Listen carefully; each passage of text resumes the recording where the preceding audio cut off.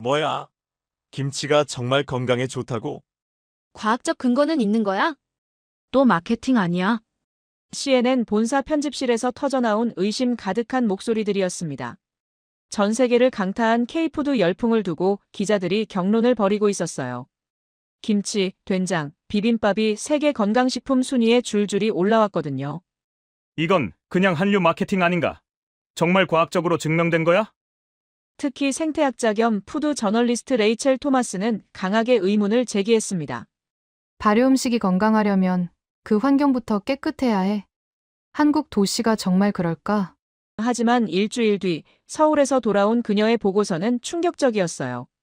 한강에서 시작된 놀라운 진실을 담고 있었거든요. 전통시장에서 확인한 과학적 근거들과 함께 말이에요. CNN 역사상 가장 많이 본 푸드 다큐멘터리가 될 줄은 아무도 몰랐습니다. 대체 그녀가 서울에서 무엇을 발견했는지 지금 바로 알아보겠습니다. 잠깐만요. 혹시 지금 어디서 듣고 계신가요? 구독과 좋아요 미리 눌러주시면 건강하고 행복한 기운 듬뿍 받으실 거예요. 저는 레이첼 토마스입니다. CNN에서 생태학자 겸 푸드 저널리스트로 일하고 있어요. 지금은 본사 16층 편집실에 앉아 있습니다. 시간은 새벽 2시. 이 시간에 일하는 사람은 저뿐이에요.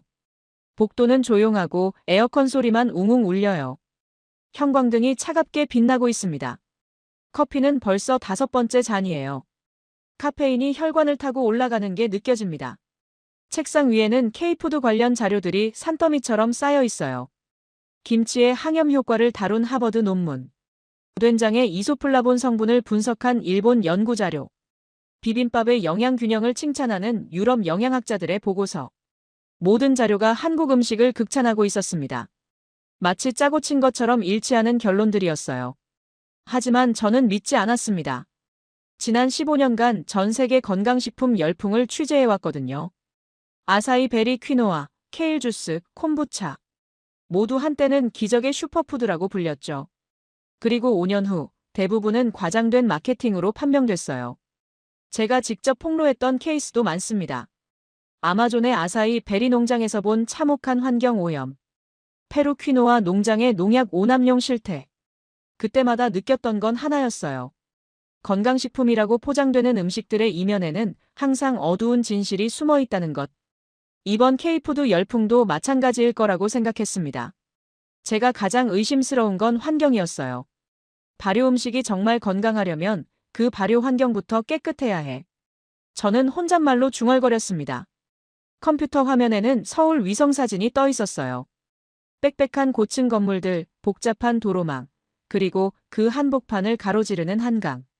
1,000만 명이 살고 있는 거대한 콘크리트 정글이었습니다. 이런 대도시에서 정말 깨끗한 발효 환경이 가능할까? 특히 물이 문제였습니다. 제가 연구해온 전통 발효 음식은 물의 품질에 절대적으로 의존하거든요. 김치를 담글 때 쓰는 물, 된장을 발효시킬 때 필요한 습도와 공기. 모든 게 깨끗한 환경에서만 가능해요. 저는 마우스를 움직여 서울 지도를 확대했습니다. 한강이 도시 한복판을 S자로 구불구불 흘러가고 있었어요. 강 주변으로는 아파트 단지와 상업지구가 빼곡히 들어서 있었습니다. 이 강물이 정말 깨끗할까? 지난달 한국환경부가 발표한 자료를 찾아봤습니다. 한강 수질이 1급수 수준이라고 나와 있었어요. BOD 1.0mgl 이하, 총인 0.02mgl 이하. 숫자상으로는 완벽했습니다. 하지만 저는 정부 발표 자료를 믿지 않아요. 언제나 실제보다 좋게 포장하기 마련이거든요. 직접 가서 확인해야 합니다. 그때 사무실 문이 열렸어요. 사라 화이트가 들어왔습니다. CNN 푸드앤드헬스 섹션 총괄 에디터예요. 회색 정장에 검은 뿔테 안경, 항상 냉정한 표정을 짓고 있습니다. 또 밤새우고 있네. 사라가 말했어요. K푸드 특집 어떻게 진행할 거야? 저는 의자를 돌려 그녀를 바라봤습니다. 솔직히 말씀드리면 너무 의심스러워요. 어떤 면에서? 모든 게 너무 완벽해 보인다고요. 저는 화면을 가리키며 말했어요. 김치, 된장, 비빔밥. 모든 연구 결과가 한국에 유리해요. 사라가 제 책상에 앉았습니다. 그래서 환경부터 확인하고 싶어요. 특히 물. 저는 서울 지도를 보여줬습니다. 한국이 정말 발효 음식에 최적화된 생태계를 가지고 있는지 직접 가서 확인해 보고 싶어요. 사라는 잠깐 생각하다가 고개를 끄덕였어요. 좋은 아이디어네. 서울로 가. 정말요? 응. 만약 정말 과학적 근거가 있다면 대대적으로 보도해야지. 사라가 일어서며 말했어요. 만약 마케팅 거품이라면 그것도 폭로해야 하고. 저는 가슴이 두근거렸습니다. 이런 미션을 좋아하거든요. 특히 한강을 집중적으로 봐. 사라가 문 쪽으로 걸어가며 덧붙였습니다. 도시 한복판을 흐르는 강이 정말 깨끗하다면 그것부터가 이미 뉴스야. 사라가 나간 후 저는 즉시 출장 준비를 시작했어요. 책상 서랍에서 여행 가방을 끌어냈습니다. 항상 편집실에 준비해두는 가방이에요. 수질 측정 장비부터 넣었습니다. pH 미터, 용존산소 측정기, 미생물 채취 키트, 그리고 휴대용 현미경까지. 카메라와 녹음기도 빠질 수 없죠. 방수팩에 넣어서 챙겼어요. 한강에서 직접 촬영해야 할 테니까요. 한국 관련 자료도 다시 정리했습니다. 김치의 락토바실러스 균 분석 보고서, 된장의 바실러스 서브틸리스 연구 논문, 한국 전통 발효 과정에 대한 미생물학적 분석 자료. 모든 자료를 USB에 저장했어요. 현장에서 비교 분석할 수 있도록요. 인천행 항공편을 검색했습니다. 내일 오후 2시 출발, 다음 날 오후 4시 도착. 14시간 비행이에요. 예약을 마치고 나서 저는 다시 서울 지도를 봤습니다. 한강이 도시를 관통하며 흘러가는 모습. 정말 저 강이 깨끗할까요? 저는 과거 경험을 떠올렸어요. 3년 전 인도 겐지스강 취재. 성스러운 강이라고 불리지만 실제로는 심각하게 오염되어 있었죠. 강에서 직접 채취한 물에서는 온갖 세균과 중금속이 검출됐어요. 2년 전 중국 황하강 취재. 중국 정부는 수질 개선을 자랑했지만 실상은 달랐습니다. 여전히 공장 폐수가 무단 방류되고 있었어요. 한강도 마찬가지일 거라고 생각했습니다. 아무리 정부가 깨끗하다고 주장해도 1,000만 명이 사는 도시의 강이 정말 깨끗할 리 없어요. 모니터를 끄며 저는 마지막으로 생각했습니다. 만약 한강이 정말 깨끗한 생태계를 유지하고 있다면, 그리고 그게 한국 발효 음식의 비밀이라면, 그건 정말 놀라운 발견이 될 거예요. CNN 역사상 최고의 스쿠프가 될지도 모르죠. 하지만 그럴 가능성은 거의 없다고 봤습니다. 지금까지 그런 도시를 본 적이 없거든요. 인천공항에 도착했습니다. 한국 시간으로 오후 4시. 14시간의 긴 비행 끝에 마침내 서울에 왔어요. 비행기에서 내리자마자 느낀 첫 번째 놀라움. 공항 공기가 생각보다 깨끗했습니다. 뉴욕 JFK 공항의 매캐한 공기와는 달랐어요. 입국 심사를 마치고 도착 게이트로 나왔습니다. 김민정 박사가 픽업존에서 기다리고 있었어요.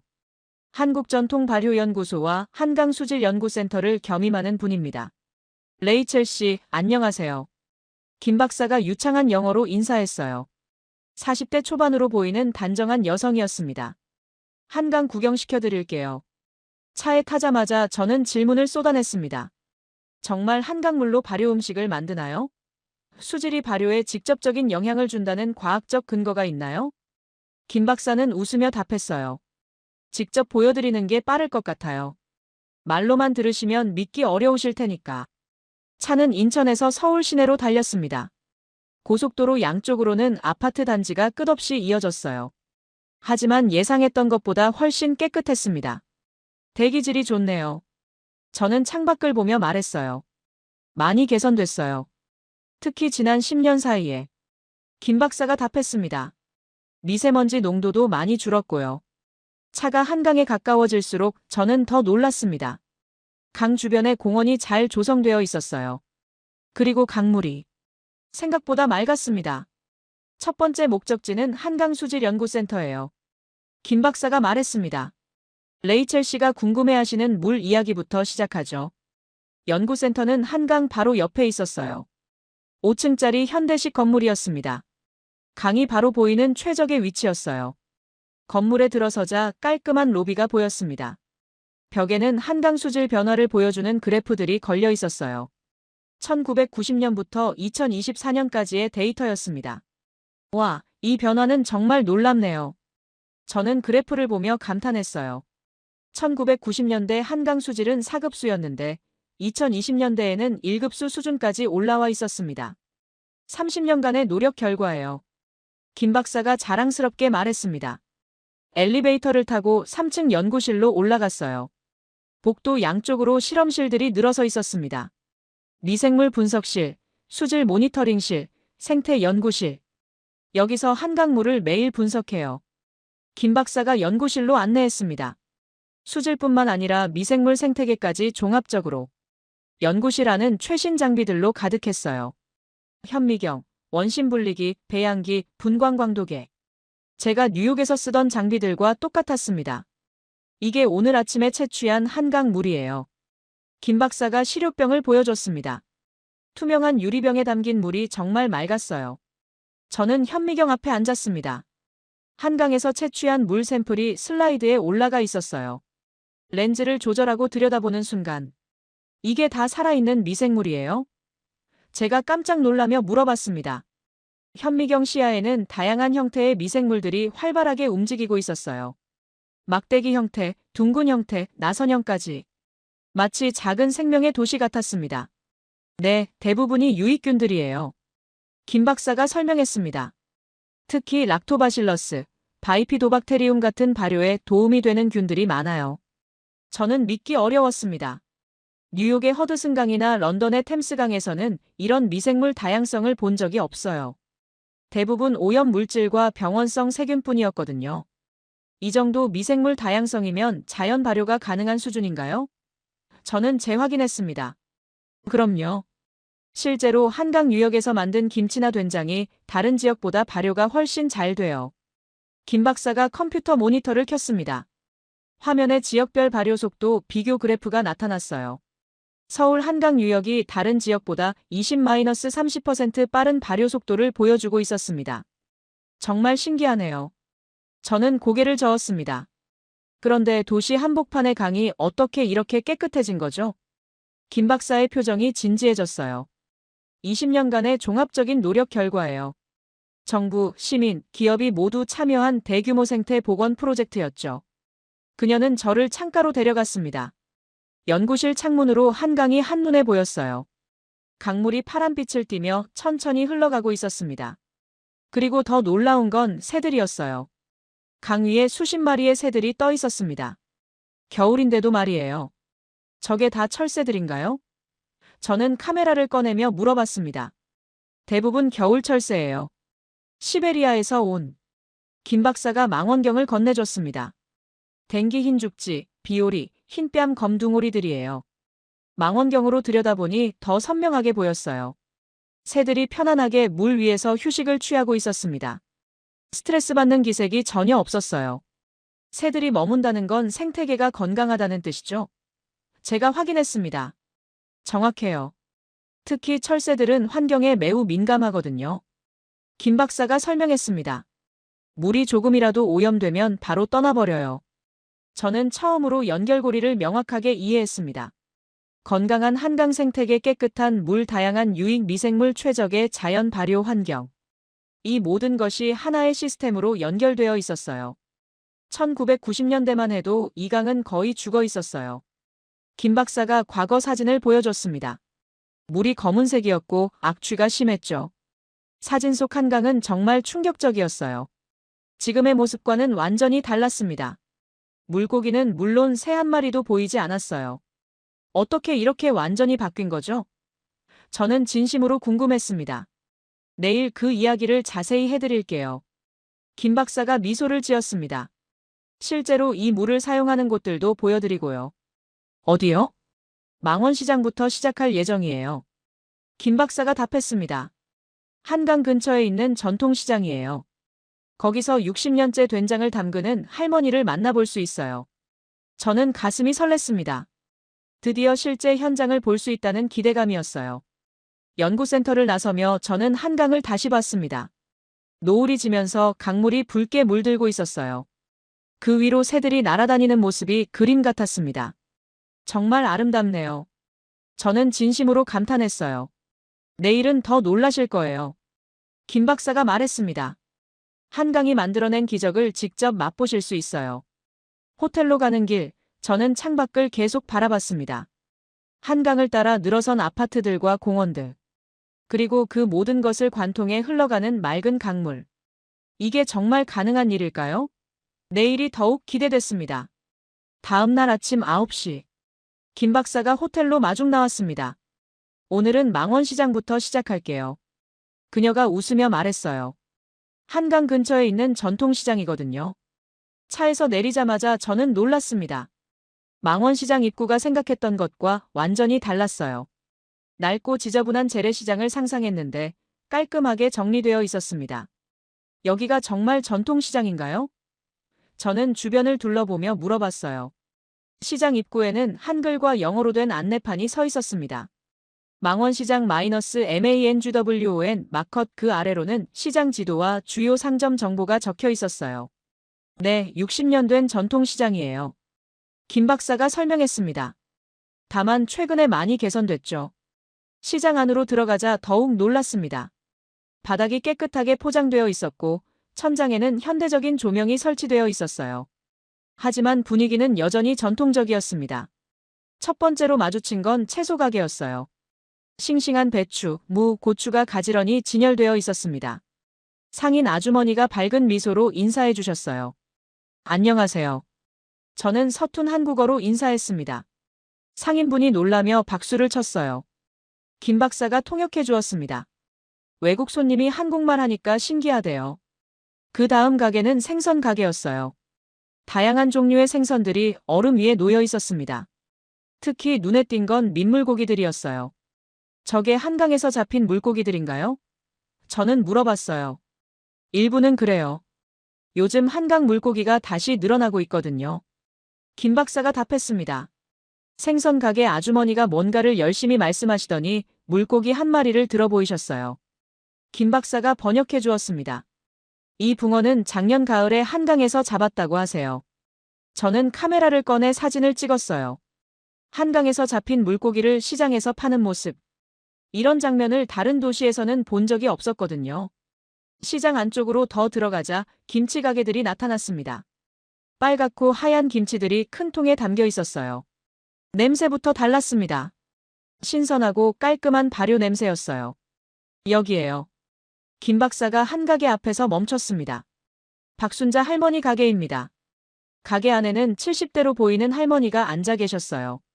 주름진 손으로 김치를 다듬고 계셨습니다. 그 옆에는 크고 작은 항아리들이 줄지어 있었어요. 김 박사가 할머니께 저를 소개해드렸습니다. 할머니는 반가워하시며 우리를 가게 안으로 초대해 주셨어요. 60년째 여기서 김치 담그고 계신다고 하세요. 김 박사가 통역해 주었습니다. 저는 할머니께 질문을 드렸어요. 김치를 담글 때 어떤 물을 사용하세요? 할머니께서 뭔가를 길게 말씀하셨어요. 김 박사가 번역했습니다. 옛날엔 한강물을 직접 길어다 썼는데 요즘은 수돗물을 써도 맛이 좋다고 하세요. 수돗물도 한강에서 나오는 거죠? 그렇죠. 한강 상류에서 정수해서 공급하는 물이에요. 할머니께서 김치통을 열어서 보여주셨어요. 빨간 김치가 보글보글 발효되고 있었습니다. 냄새를 맡아보니 정말 상쾌했어요. 맛보실래요? 할머니께서 김치 한 조각을 젓가락으로 집어서 주셨어요. 저는 조심스럽게 입에 넣었습니다. 순간 입안에 퍼지는 맛에 깜짝 놀랐어요. 시고 칼칼하면서도 깔끔했습니다. 뒷맛이 전혀 거슬리지 않았어요. 와, 정말 맛있네요. 저는 진심으로 감탄했습니다. 할머니께서 만족스러워하시며 또 다른 김치를 내어주셨어요. 이번에는 백김치였습니다. 색깔은 하얗지만 맛은 더욱 깔끔했어요. 이 맛의 비결이 뭔가요? 저는 김 박사에게 물어봤어요. 김 박사가 할머니께 질문을 전달했습니다. 할머니께서 길게 대답하신 후 김 박사가 통역했어요. 물이 좋아서 그렇대요. 그리고 이 동네 공기도 좋고. 옛날에는 김치가 잘 안 되는 날이 많았는데 요즘은 항상 잘 된다고 하세요. 저는 고개를 끄덕였어요. 어제 연구센터에서 본 미생물 분석 결과가 떠올랐습니다. 한강 유역의 유익균 농도가 높다는 데이터 말이에요. 할머니께서 또 다른 항아리를 열어주셨습니다. 이번에는 된장이었어요. 진한 갈색의 된장이 고소한 냄새를 풍기고 있었습니다. 이것도 직접 담그세요? 저는 물어봤어요. 네, 콩부터 직접 삶아서 매주 만들고 1년간 발효시켜요. 김 박사가 번역했습니다. 할머니 된장은 이 시장에서 가장 유명해요. 된장 맛도 보게 해주셨어요. 짜지 않으면서도 깊은 맛이 났습니다. 시중에서 파는 된장과는 차원이 다른 맛이었어요. 정말 놀랍네요. 저는 감탄했습니다. 이런 퀄리티의 발효 음식을 시장에서 파는 거예요? 그때 할머니께서 뭔가를 꺼내 보이셨어요. 스마트폰이었습니다. 화면에는 결제 앱이 떠 있었어요. 할머니가 카드 결제도 받으세요? 저는 놀라며 물어봤어요. 김 박사가 웃으며 답했습니다. 요즘 전통시장도 다 디지털화됐어요. 외국인 관광객들이 많이 와서 카드 결제는 필수가 됐죠. 할머니께서 번역 앱까지 보여주셨어요. 한국어를 영어로 번역해주는 앱이었습니다. 안녕하세요를 헐로로 번역하는 모습을 시연해 주셨어요. 저는 정말 놀랐습니다. 전통과 현대가 이렇게 자연스럽게 공존하는 모습을 본 적이 없었거든요. 대부분의 전통시장은 낙후되어 있거나 아니면 완전히 현대화되어 전통을 잃어버리는 경우가 많았어요. 다른 나라 전통시장과 뭔가 다르네요.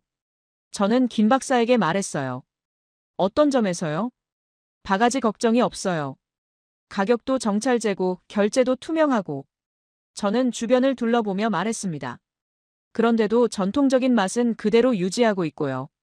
김 박사가 고개를 끄덕였어요. 한국 전통시장이 추구하는 방향이에요. 전통은 지키되 불편함은 개선하자는 거죠. 시장을 더 둘러보니 정말 그랬어요. 모든 가게가 카드 결제를 받았고 가격 표시도 명확했습니다. 외국인을 위한 영어 메뉴판도 곳곳에 있었어요. 그런데도 각 가게마다 고유한 전통 맛은 그대로였습니다. 3대째 이어온 만두 가게, 50년 된 떡집, 40년 된 젓갈 가게. 모두 각각의 비법을 가지고 있었어요. 이 시장 전체가 하나의 발효 생태계 같네요. 저는 깨달았습니다. 김치 가게에서 나온 발효균이 공기 중에 퍼지고 그게 다른 발효 음식들에도 영향을 주는 것 같았어요. 시장 전체에서 나는 냄새도 독특했습니다. 발효 음식 특유의 신맛이 아니라 깔끔하고 상쾌한 냄새였어요. 맞아요. 전문가다우시네요. 김 박사가 말했습니다. 이 시장의 미생물 환경을 조사한 적이 있는데 정말 놀라운 결과가 나왔어요.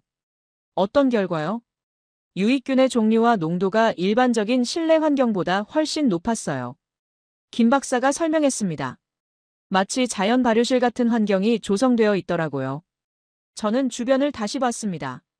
각 가게에서 나는 발효 음식들의 냄새, 적절한 습도, 일정한 온도. 정말 자연 발효에 최적화된 환경이었어요. 박순자 할머니께 작별 인사를 드리고 시장을 나섰습니다. 할머니께서는 김치 한 봉지를 선물로 주셨어요. 호텔에서 드셔보세요. 라고 하시며 웃으셨습니다. 시장 밖으로 나오면서 저는 생각했습니다. 이건 단순한 전통시장이 아니었어요. 살아있는 발효 실험실이었습니다. 한강의 깨끗한 생태계가 만들어낸 미생물 환경. 그 환경에서 자란 농산물들. 그리고 그 재료로 만든 발효 음식들. 모든 것이 하나의 순환 시스템을 이루고 있었어요. 내일은 이 음식들을 실제로 요리해서 먹어볼 거예요. 김 박사가 말했습니다. 김치찌개부터 시작해서 된장찌개까지. 저는 기대가 됐습니다. 과연 어떤 맛일까요? 다음 날 오전 11시. 김 박사가 저를 광장시장으로 데려갔습니다. 한국의 뜨거운 국물 문화를 직접 체험해 보시죠. 그녀가 말했어요. 광장시장은 망원시장보다 훨씬 큰 규모였습니다. 100년이 넘은 전통시장이라고 했어요. 입구부터 사람들로 북적거렸습니다. 여기는 특히 음식으로 유명해요. 김 박사가 설명했습니다. 빈대떡, 마약김밥, 육회가 대표 메뉴죠. 시장 안으로 들어가자 놀라운 광경이 펼쳐졌어요. 좁은 통로 양쪽으로 음식점들이 빼곡히 들어서 있었습니다.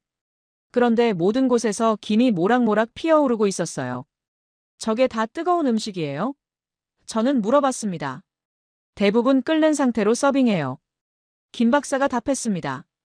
한국 사람들은 뜨거운 국물을 좋아하거든요. 첫 번째로 들른 곳은 김치찌개 전문점이었어요. 카운터에 앉자마자 아주머니가 말없이 반찬들을 내어주셨습니다. 김치, 콩나물, 시금치, 무말랭이. 모두 발효되거나 절인 음식들이었어요. 김치찌개 둘 주세요. 김 박사가 주문했습니다. 잠깐 기다리자 아주머니가 뚝배기를 가져왔어요. 안에서는 빨간 국물이 펄펄 끓고 있었습니다. 김치와 돼지고기가 푹 끓고 있는 모습이었어요. 조심하세요. 정말 뜨거워요. 김 박사가 경고했습니다. 저는 조심스럽게 숟가락을 집었어요. 국물을 한 숟가락 떠서 후후 불어본 다음 입에 넣었습니다. 순간 입안이 화끈거렸어요. 하지만 동시에 시원한 느낌도 들었습니다. 정말 신기한 감각이었어요. 뜨거우면서도 시원하다는 게 이런 느낌이군요. 저는 감탄했습니다.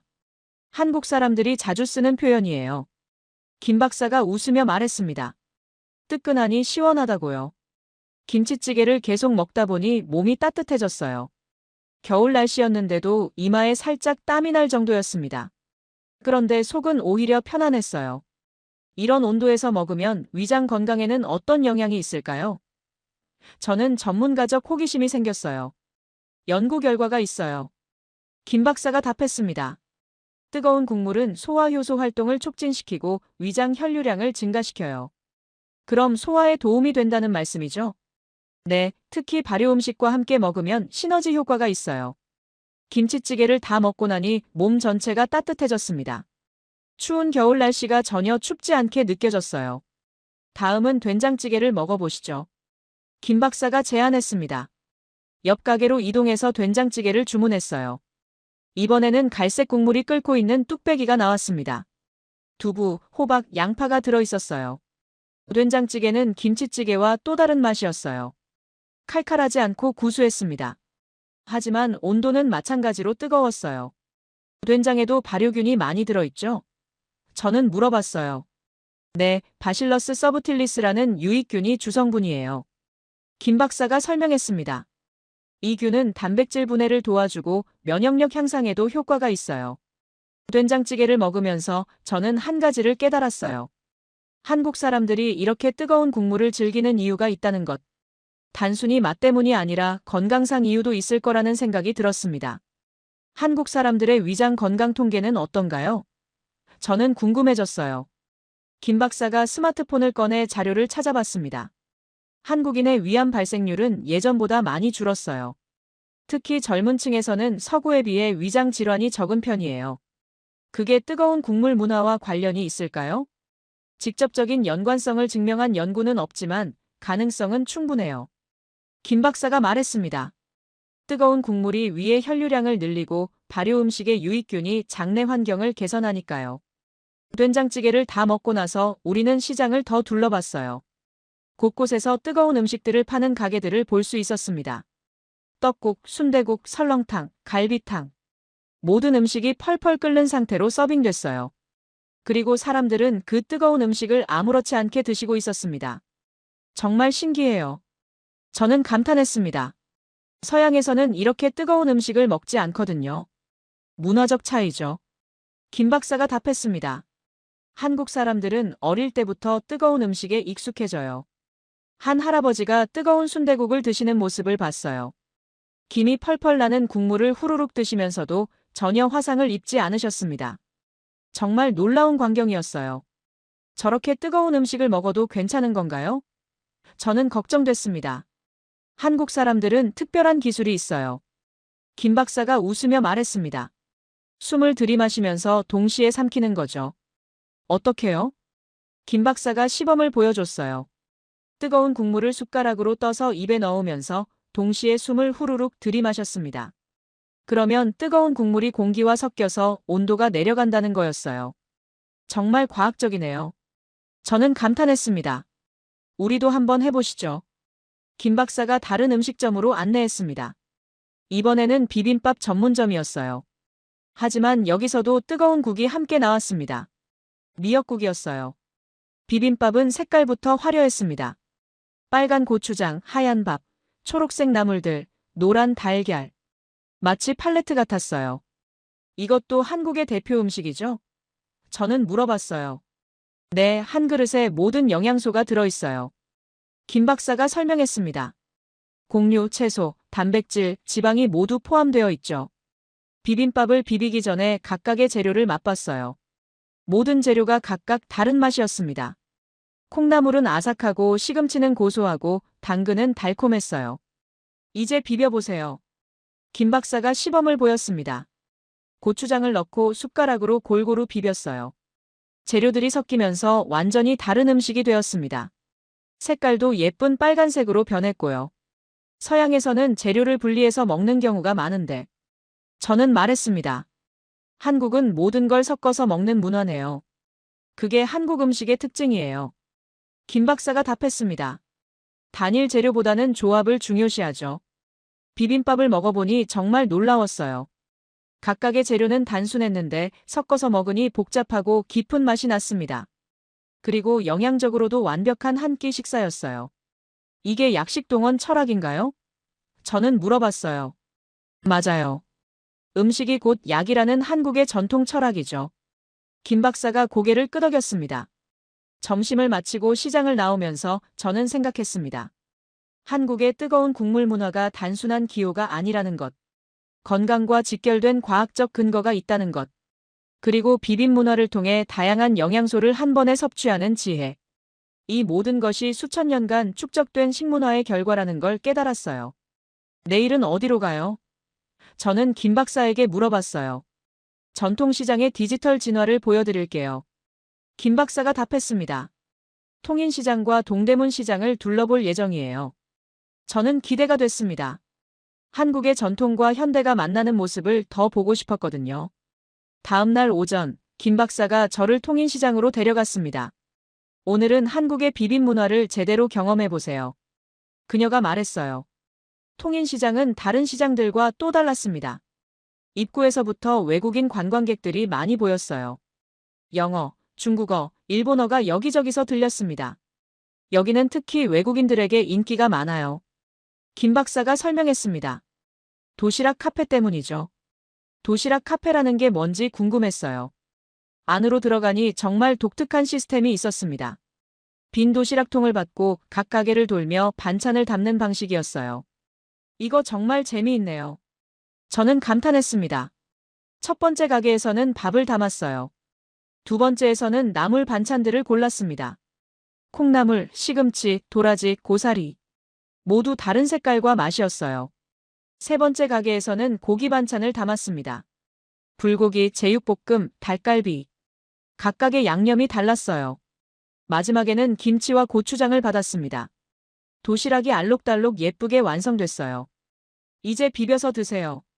김 박사가 말했습니다. 고추장을 넣고 젓가락으로 비비기 시작했어요.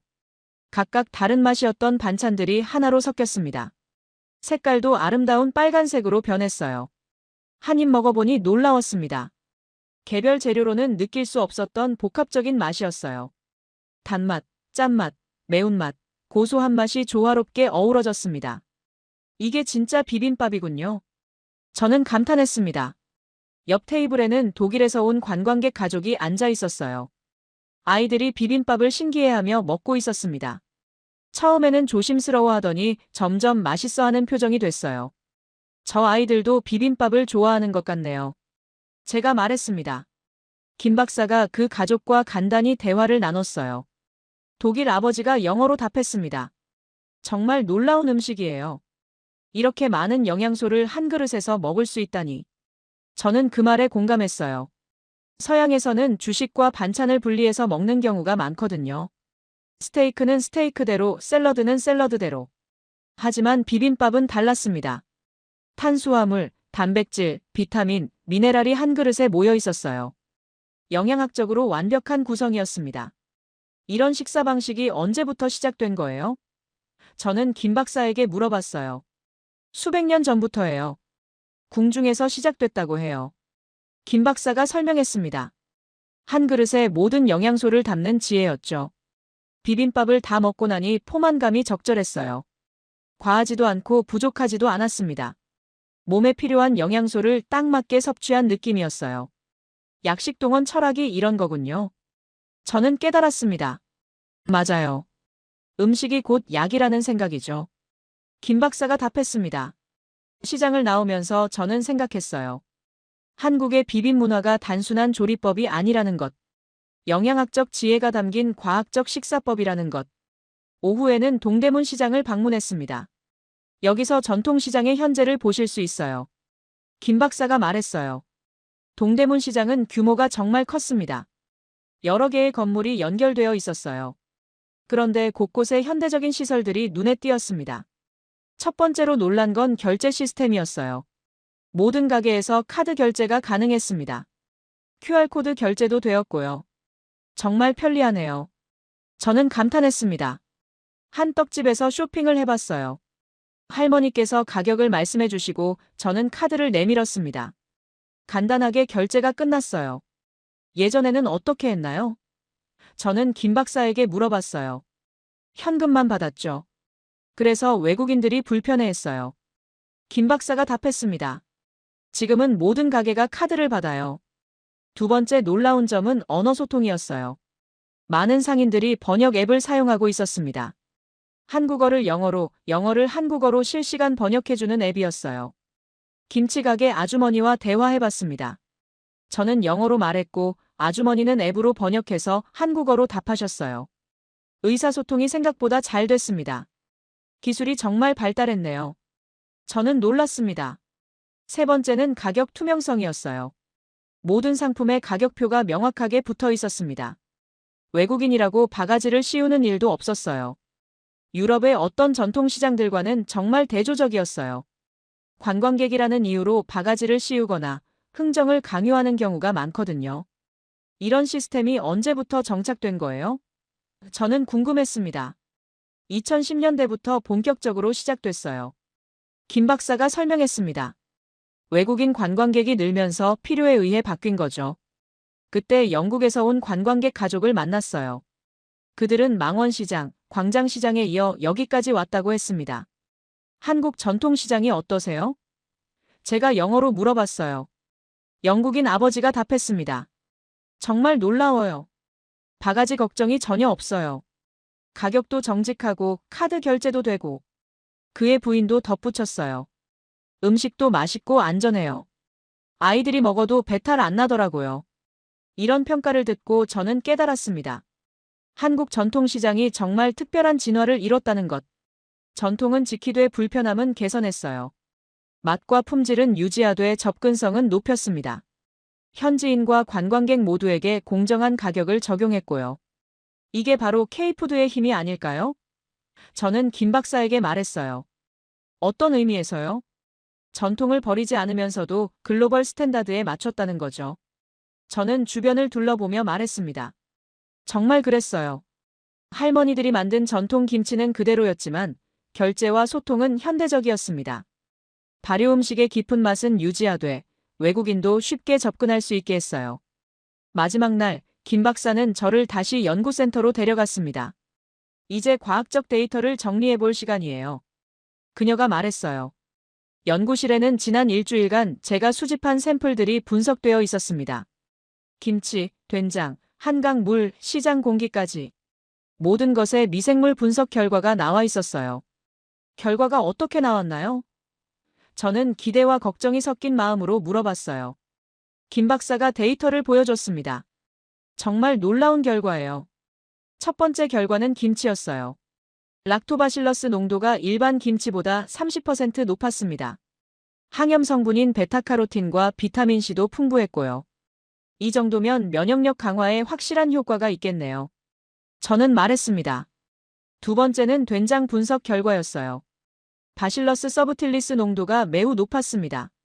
이소플라본 함량도 시중 제품보다 높았고요. 된장의 혈압 강화 효과, 콜레스테롤 감소 효과가 입증될 수준이에요. 김 박사가 설명했습니다. 세 번째는 한강물의 미생물 분석이었어요. 유익균 종류가 22가지나 발견됐습니다. 이 중 절반은 발효에 도움이 되는 균들이었어요. 한강 생태계가 정말 건강하다는 증거네요. 저는 감탄했습니다. 마지막으로는 시장 공기의 미생물 분석 결과였어요. 이것도 놀라웠습니다. 일반 실내 공간보다 유익균이 3배 많았어요. 시장 전체가 자연 발효실 역할을 하고 있다는 뜻이군요. 저는 깨달았습니다. 김 박사가 종합 분석 결과를 보여줬어요. 이 모든 데이터를 종합하면 하나의 결론이 나와요. 어떤 결론이요? 한강의 건강한 생태계가 서울의 발효 환경을 만들었고, 김 박사가 말했습니다. 그 환경에서 만들어진 발효 음식들이 한국인의 건강에 기여하고 있다는 거예요. 저는 이제 확신할 수 있었습니다. K푸드의 건강 효과가 마케팅이 아니라 과학이라는 것. 한강에서 시작된 생태계 복원이 음식 문화까지 바꿨다는 것. 이 데이터면 충분히 설득력 있는 보도가 가능하겠어요. 저는 만족했습니다. 미국으로 돌아온 저는 즉시 다큐멘터리 제작에 들어갔습니다. 제목은 한강에서 시작된 K푸드의 진실로 정했어요. 모든 데이터와 영상을 정리해서 30분짜리 다큐를 만들었습니다. CNN에서 방송된 후 반응은 폭발적이었어요. 첫날 조회수가 100만을 넘었습니다.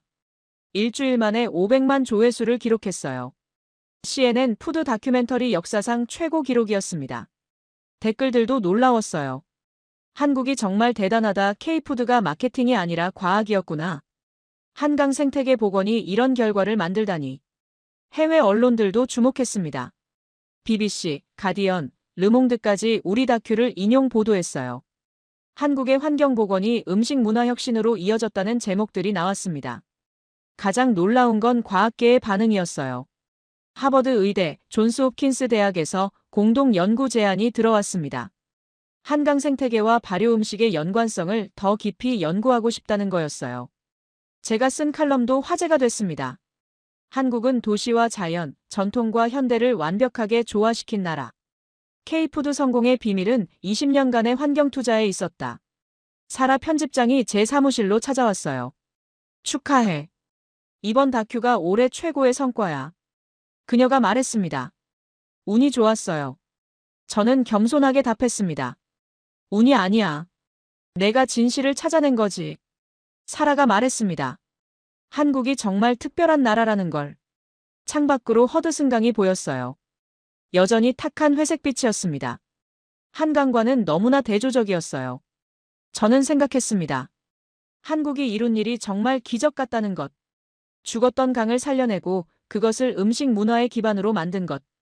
그리고 그 모든 것을 전 세계와 공유할 준비가 되어 있다는 것. 전통시장의 디지털 진화가 그 증거였어요. 제 스마트폰에 김 박사로부터 메시지가 왔어요. 레이첼 씨 덕분에 한강이 세계적으로 유명해졌어요. 감사합니다. 저는 답장을 보냈습니다. 저야말로 감사해요. 진짜 기적을 보여주셔서. 그날 저녁 집에서 한국에서 사온 김치를 꺼냈어요. 박순자 할머니가 주신 그 김치였습니다. 한 입 먹어보니 한강의 맛이 났어요. 깨끗한 물, 건강한 미생물, 할머니의 정성. 모든 것이 하나로 어우러진 맛이었습니다. 이제 이해했다. 저는 혼잣말로 중얼거렸습니다. 이것이 진짜 K푸드다.